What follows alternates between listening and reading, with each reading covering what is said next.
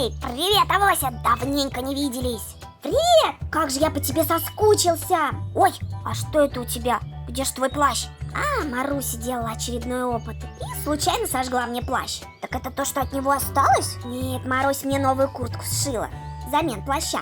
Красивый. Ой, а что это у тебя? Мяч? Давай поиграем. Давай. Оп, оп, так. Вот так вот. Лови лягу. Давай вот так вот. Оп, так вот. Оп.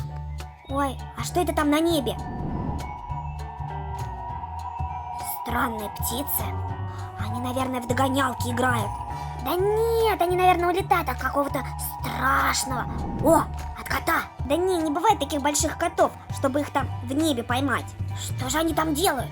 Привет, ребята. Я тут слышала, что вы про птиц говорите. Пытаемся понять, они играют в догонялки или от кого-то улетают? Ну, вы почти угадали. Я же говорил, улетают от кого-то страшного. Не совсем. Они улетают не от кого-то страшного, а от чего-то холодного.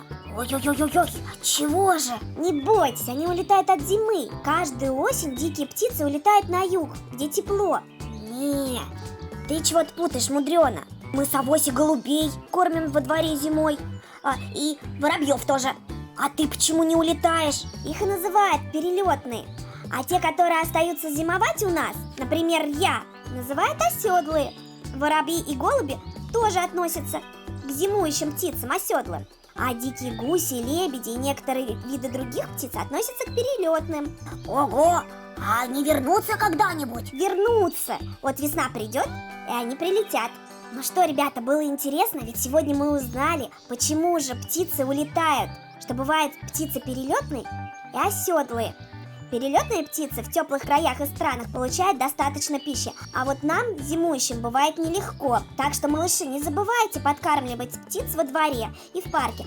А лучше всего сделайте кормушку на зиму и подсыпайте туда зернышек и крошечки хлеба. А о том, как делать кормушку у себя дома, смотрите у нас в Инстаграме. Ссылка на Инстаграм в описании этой серии. А если вы хотите узнать, что же произошло с Авосей и Лягухом дальше, подписывайтесь на канал, ставьте большой пальчик вверх и не забудьте нажать на колокольчик. Пока-пока!